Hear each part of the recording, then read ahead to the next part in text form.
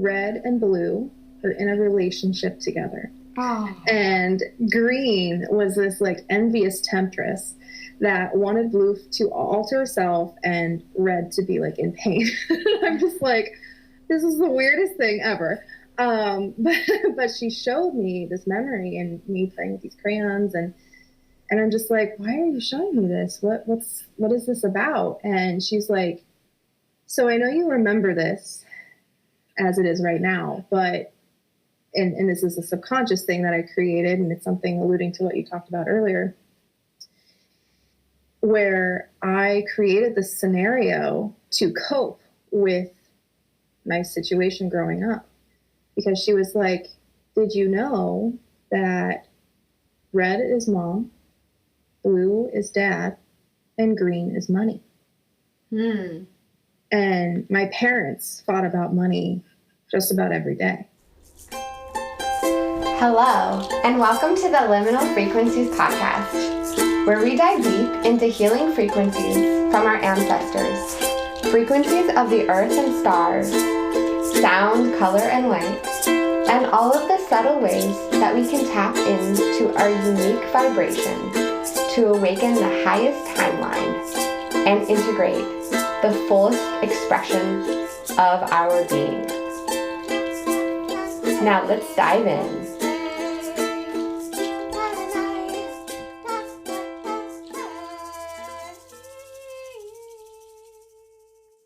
Thank you for joining us today for another episode of the Liminal Frequencies podcast. Today we are going back into our interview with Angel Marie, where we connect more with the inner child, our inner aspects, the inner aspects of ourselves that we want to love into their own transformation, and the parts of us that are unseen, and how working with the akashic records and working with our unconscious can allow us to transcend those. And we're going to have some actionable tips on how you can work with your subtle energies. Let's dive in. This has been a really fun conversation. I have a couple little fun questions. The strangest or the funniest experience that you've had in the akashic records? Strangest or funniest? It's so interesting because I'm actually being called to talk about an inner child experience that I had. Yes. And I don't know that it's strange or funny, but it's super interesting. So I'll say it that way. Yes. And it's been something that's developed too. So it's more than one situation. Because there's been, as you know, like the whole onion analogy, Yeah.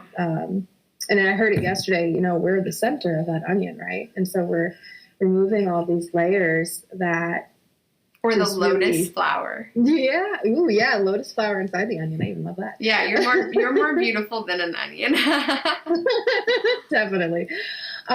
So last summer, I was doing a DNA activation with Amy, and within hers, the way she does it, the end of it is working with your inner child. And so I was outside on my porch, just meditating and just asking her simple questions, just interacting with her and getting to understand her. And I asked her the extremely simple question of, what's your favorite color? Well, to fast forward a little bit, I found out like a week ago what that favorite color was. But to go back to last summer, she answered me with a memory. And this memory was me sitting at the kitchen table when I was like 4 or 5, something like that. And I'm playing with crayons. And I'm putting, like, I had dolls, so I don't know why I was doing this, but I digress. I was putting clay on the crayons to make them look like people and like giving them hair and things like that. And so anyway, she reminded me, and this is a memory that I've had pop up in my head countless times over the years, and I just didn't think anything of it. But I always had this thing with colors as a kid, and I still remember it to this day, where red and blue are in a relationship together. Oh. And green was this like envious temptress that wanted blue to alter herself and red to be like in pain. I'm just like, this is the weirdest thing ever. But she showed me this memory and me playing with these crayons, and I'm just like, why are you showing me this? What is this about? And she's like, so I know you remember this as it is right now, but and this is a subconscious thing that I created, and it's something alluding to what you talked about earlier, where I created this scenario to cope with my situation growing up. Because she was like, did you know that red is mom, blue is dad, and green is money? And my parents fought about money just about every day. And at least from what I remember, And I was like, oh my God. And I had this whole, emotional release and experience with her where I just got to hold her. And getting a little emotional about it. But, it's so beautiful. And, after we did some healing together, she was like, it really wasn't about money though, was it? And I'm like, no, sweet baby girl, you were so smart. Because it was so much more than money. It was fear, scarcity.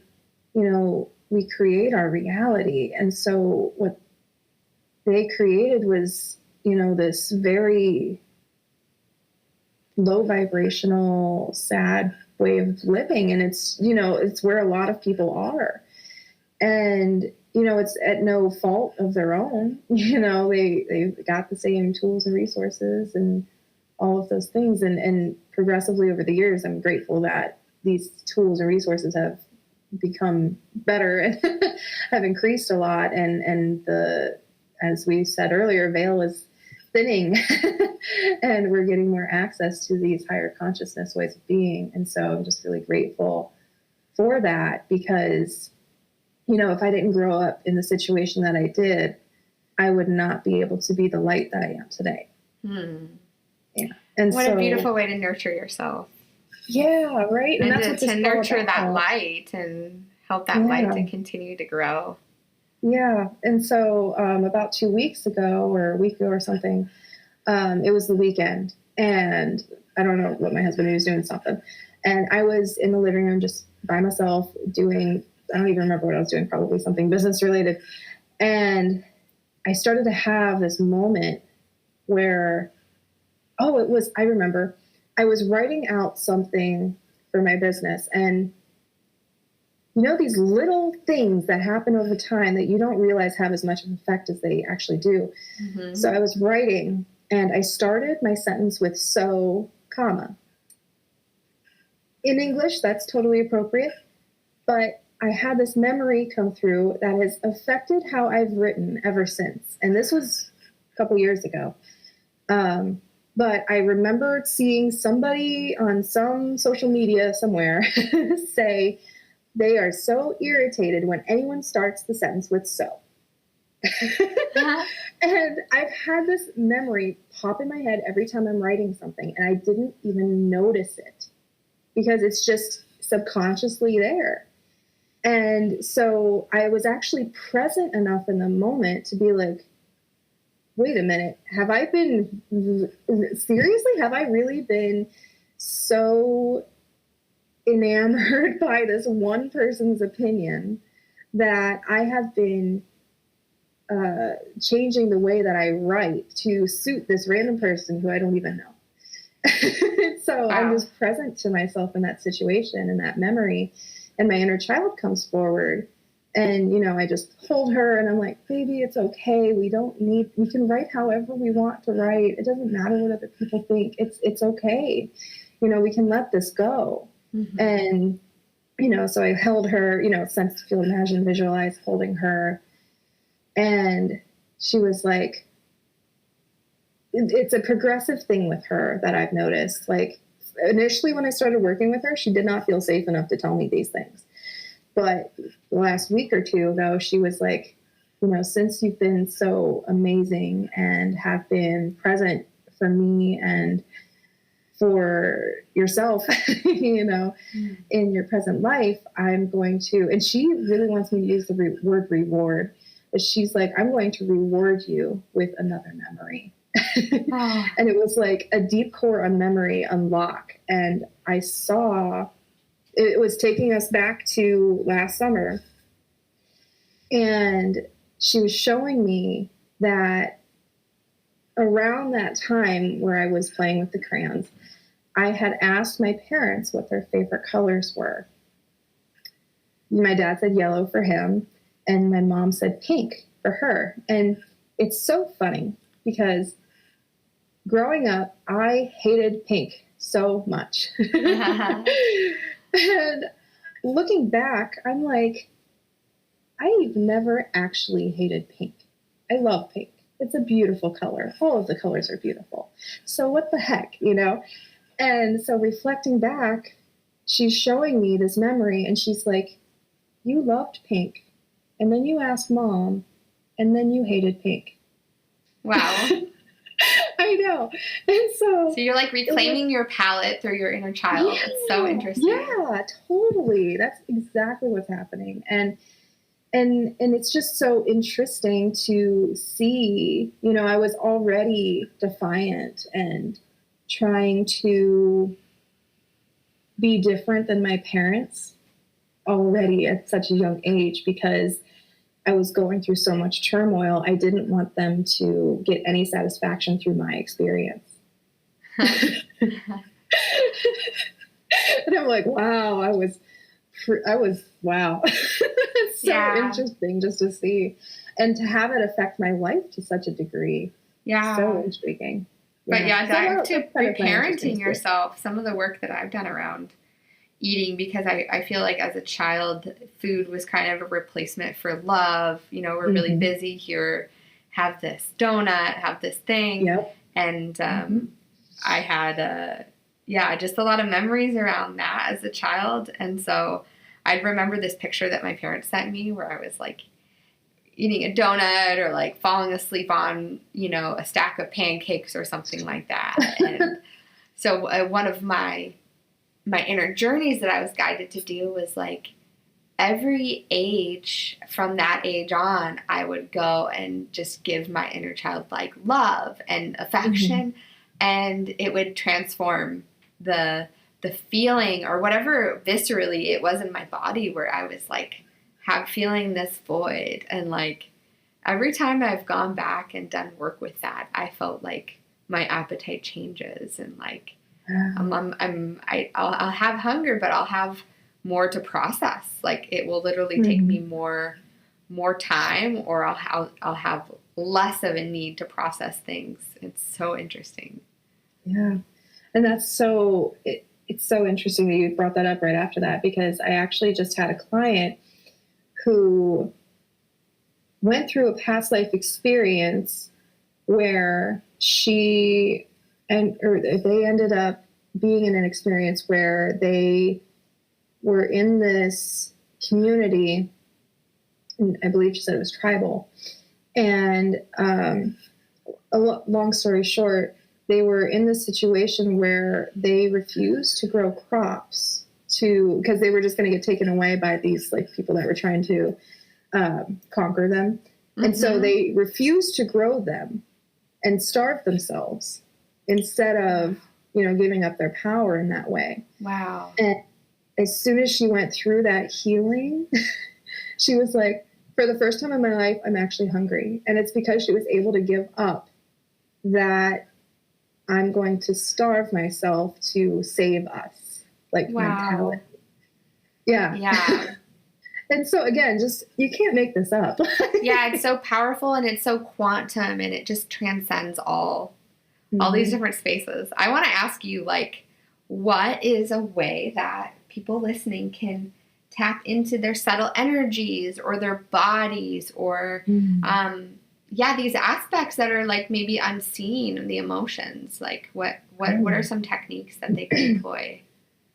Oh my gosh, there's countless. And so the ones that are coming forward the most are, of course, meditation. That's probably not a surprise. But within meditation, instead of just because a lot of people, get overwhelmed. Yeah, they can't trying meditate. Yeah, like I can't meditate all the time. I'm like, yes, you can. It's okay. Here, I'll help you. Like, because there's so many other ways to like access, like, like mantras or like, just connecting with those different aspects of ourselves without saying, okay, mental body, we're going to sit side by side. And like, every time you start talking, I'm going to feel like a failure, which is what I think most people do. Right. Oh my gosh. Yes. And so like a chess game. I just got a funny image of like you and your mental body are having a chess game and you're like, are you going to talk first or are we going to like, sit this one out until we reach this like enlightenment? It's like, no, like that's not how it works. Definitely not.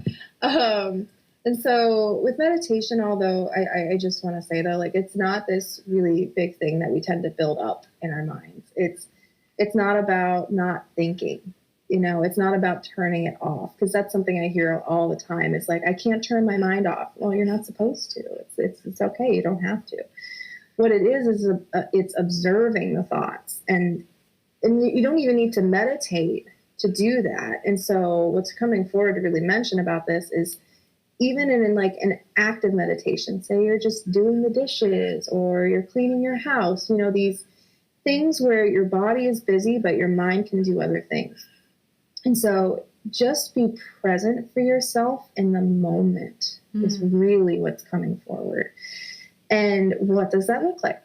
That can look like a lot of things. For myself, it really helps to close my eyes, but I don't need to at all the time.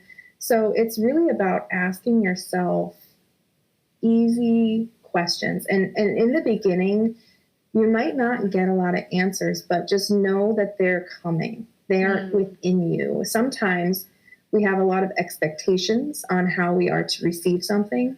And if that expectation isn't actually the way that it's being communicated, we're going to be blocking that transmission. Yeah. And so it's really just important to let go of expectations and go into it playfully. Have fun with it. Keep it light, because if you're going into it heavy and frustrated, you're not going to get anything, and then you're just going to get more upset. Yeah.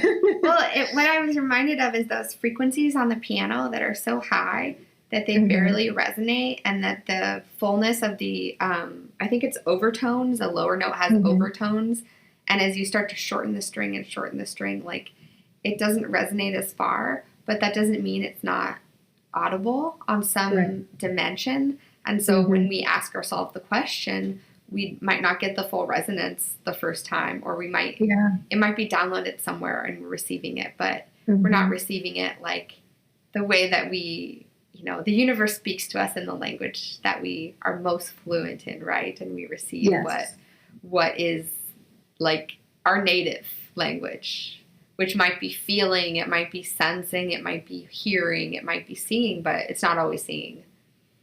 Yeah. Yeah. Even seeing isn't really seeing. That makes a lot of sense to me. Right. Yeah. And so it's just allowing yourself to, and actually I'll say it this way. One of the first classes that I had with Amy, we were doing inner body work, and it was the first class where we even started it. And I was in the same boat where a lot of you probably are that are listening, in the sense of I was trying really hard and I was trying to make it happen. And I was adamant that I wasn't receiving. And I'm typing out, like we're on Zoom. So I'm typing out this whole long message to our teacher. And then like right before I hit send, I'm like, okay, what if I just pause, take a deep breath? And then I had this thought come through that was not me. And it was saying, what if you're not making it up? Hell yeah. And hell yeah. Heck yeah, because that's the thing. Like, we think that our imagination is making up all these things, and so we discard whatever it is. But most of the time, that's actually what is being communicated, and we're rejecting that communication. Yeah, trust yourself. Yeah. And so when I had that come forward, it was just this wave of surrender that washed over me. And as soon as that kicked in, I closed my eyes and I saw my ego right on the left side. And so I was like, oh my God, it's working. Yes. Oh my God. Yeah. So it's I'm so excited for what feels like it's been such an incredible transformation for you, and like Thank you. what you're dropping into, like just kind of seeing you from, you know, the online spaces and the offerings that you started doing oracle offerings, and you started doing these tuning fork recordings. It sounds like you're about to play with a little bit more with some courses. So yeah, if you want to just share with the listeners what's coming online for you, what you're excited about, what your offerings are at this particular time, and and where to connect. Yeah, thank you. That's amazing. So I have an email, and of course, we'll share that with you so you can post it with the whenever this goes up. But I'm on all of the social medias. Well, not all of them, but a lot of them. I'm on Facebook, Instagram, TikTok, YouTube. But Facebook is honestly the one that I've been focusing on the most, and where most of my content is. I am branching out more into the other ones. It's just, it takes time. But yeah, so Facebook is the big one, and it's you can find me at Angel Light Energy. And then as far as what I'm offering, this will be transitioning a little bit over the next few months, but I offer Akashic record sessions, and that includes readings and healings, Akashic oracle card pulls, where I will pull cards with the Akashic open, and so you get the message of the card with what the Akashic has to bring through that card, and then light language and sound healing, and then additionally, a newer thing that I'm really excited about doing is I do personalized channeled light language symbols for whoever wants that kind of a product. And then I will make a Zoom video recording for them describing the messages that I'm receiving, because I'll have my Akashic open and, the session itself. And so I'll get messages from the light language and then messages from the Akash based on the symbols that are coming forward for you and whatever focus that you had for that symbol. And so I'm really excited about that. I am working on some courses with the inner bodies, as I mentioned earlier. And then if this gets posted in time, I don't know if it will, but I'll mention it in case. I will be live. I live in Ohio, and live in person, I mean. And so I'll be at, the Spring Equinox Festival. It's at a meadery. It's the McAlpine Meadery in Beach City, Ohio. And then that's April 13th. And then additionally, April 28th, I'll be at Seek the Light Akron, Ohio Expo, where I'll have a booth and be giving a lecture about the Akashic records and light language, and I'll channel a healing for everybody. And it's just and a we lot can of post fun. some update too if there is like events that are happening closer to when this is released. We can record a little like plug for something that you're doing too. So yeah, no worries about that. Yeah, thanks. Yeah, all in divine timing is no worries at all. I just wanted to mention it in case. That's so exciting. I'm excited to hear about how that goes for you. And yeah, thank you so much for joining us. Of course. Thank you for having me. Oh my gosh. Yes, so beautiful. You have a beautiful day. Yes, you too. Love and light. Keep spreading your light. You too, girl. What an incredible meeting with Angel Marie. And it's nice to explore the other side of Akash. I know a lot of people think of the Akashic records and they think of past lives and big, huge traumas and unraveling karma. And sometimes we're able to just get a little bit of a different perspective on our emotions and drop into this communication, which is so beautiful. I wanted to revisit our theme for this discussion, which was magnetism. Love is a magnetic force that extends from the heart of all living things. Love is both a protective shield and a powerful attractor. It is at the center of the flow of your life. A word, a thought, a touch is all it takes for love to ignite. When it does ignite, it radiates from your core, stretching out beyond her horizons. How beautiful to connect with love, to connect with the love of all things and all beings with a modality like the Akashic Records. Angel Marie had so much to share that we ended up diving back in to another alternate lifetime or past life, which is her experience in the womb. And I'm excited to share that with you now. Yeah, I actually did a healing with my practice partner in the Akash, where we went back to me being in the womb of my mom, growing, like, being birthed and all of that. And we were doing some emotional eating exploration because it stems that far back in this current life for me. Like, there's other lifetimes, of course, where it's a thing, but we went back to me in the womb because that's where we were guided to go. Like, that's how far back it stems. And so what was really interesting is I received a lot of different clairs. Like, all of my clairs are active and vibing, but they're not always, doing things. But one thing that I really, really remember from this experience is, so my mom, she's a smoker. And I got this awful taste in my mouth. Like, I'm me in my womb, or in my mom's womb, and I can see it's so dark, and there's that like faint pink that's coming through when the light hits certain things correctly, and it's just really intriguing, like being in the womb. I can agree. I also journeyed through the womb. Yeah, it was so crazy. I had no idea what to expect.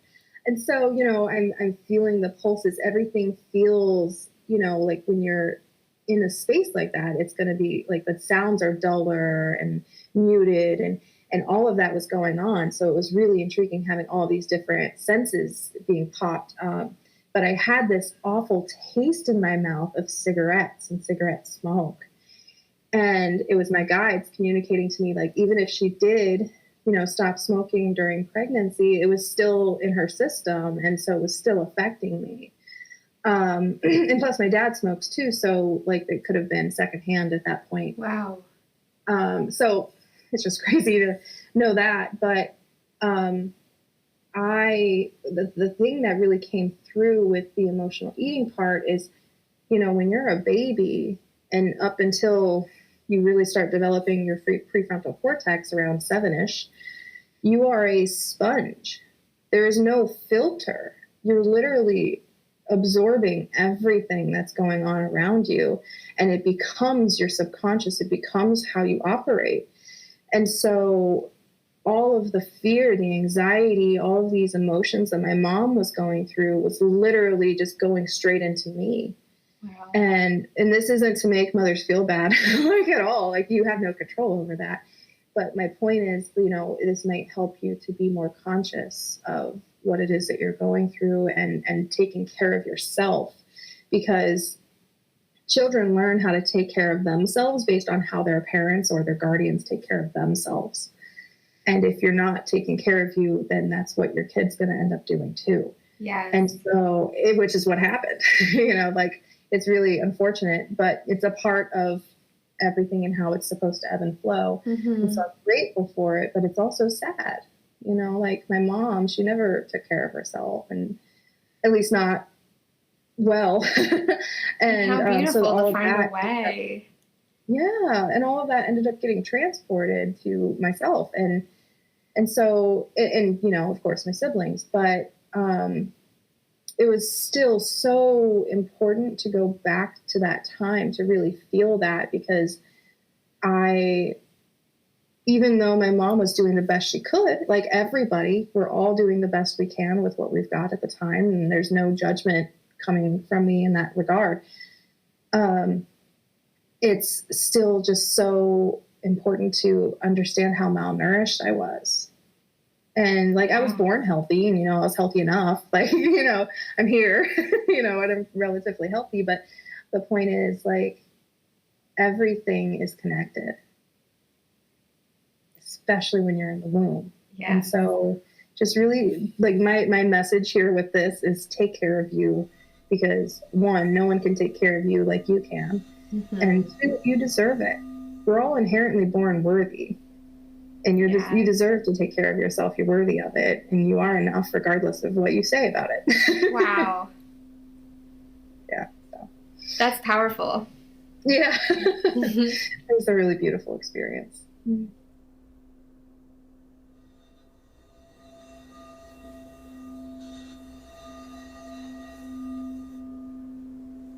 Wow, what an incredible and powerful opportunity to take a journey through your mother's womb and feel the frequencies and feel what was needed in your system, in your nervous system, or what didn't feel good, to have some context for your experience. Now, to close out today's episode, I want to take you on a little journey. So if you have the ability to close your eyes or pause the recording and listen to this later, find a comfortable space, closing your eyes, settling into your bones, letting your breath take you. Feeling your breath as like ocean waves, soothing and softening your nervous system. And allow yourself to sink into this space, floating in amniotic fluid effortlessly, nurtured, supported, loved, and held within this space. Within this dark cave, there is a multitude of development happening in your brain, in your central nervous system. You're unfolding like a little tiny seed. And just sense that energy. Allow it to come in. Allow yourself to drop into receiving. What are the signals that you're picking up? Are there emotions that you're picking up from your mother or your father? Are there sensations that are new to you being within this space? And how do you feel supported on this journey through your womb? You can stay in this energy if you like and feel what comes up and maybe write it down. But it is such a pleasure to deliver this episode with you. And it was so exciting to be able to share some of these beautiful nuances of our journey through the Akashic Records. I hope you have a beautiful day.